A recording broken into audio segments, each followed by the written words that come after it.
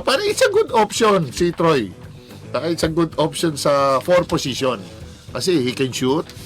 Tsaka syempre, nakikita ni Team Cone yung papano. Baka may nakikita si Team Cone na hindi nakikita ng mga talakers natin at tsaka ng mga other coaches. Iyon. So, i-respectin natin yon.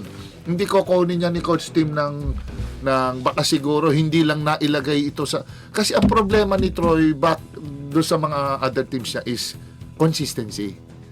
So, baka nakikita ni Tim na siguro, ayun na, sinabi ng mga katalakers natin, sobrang pamimisikal, halos hindi na convert.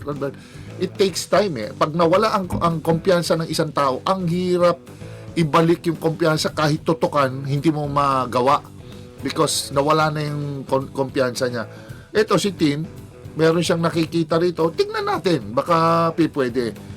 Kasi kung ilalagay mo yung request nila na Aranya, who is, kilala natin yun, inabot mo naman sa UST yan.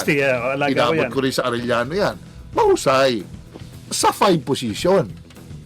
Pero pag nilaro mo ito sa wing, sa 3, 4, medyo bumabantay ng wing, hindi strength ni Aranya to, ni Justin. Tama. Hindi, wala siyang perimeter quickness. Pero mahusay yung bata pagdating lang sa mga short distance, malapitan, magaling, mahusay. So, familiarity. Tapos, kukunin mo si Aranya kung hindi naman kabisado gamitin ni Coach Tim.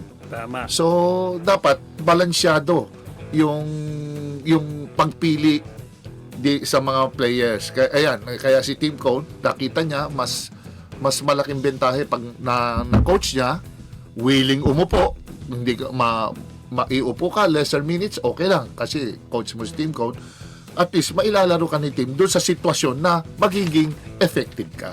Yun lang pare, it's just about adjustment, it's a good choice, good option. Mahirap kasi kumuha ka ng superstar na napakagaling tapos hindi kumbinsido si Coach Tim sa player na yun.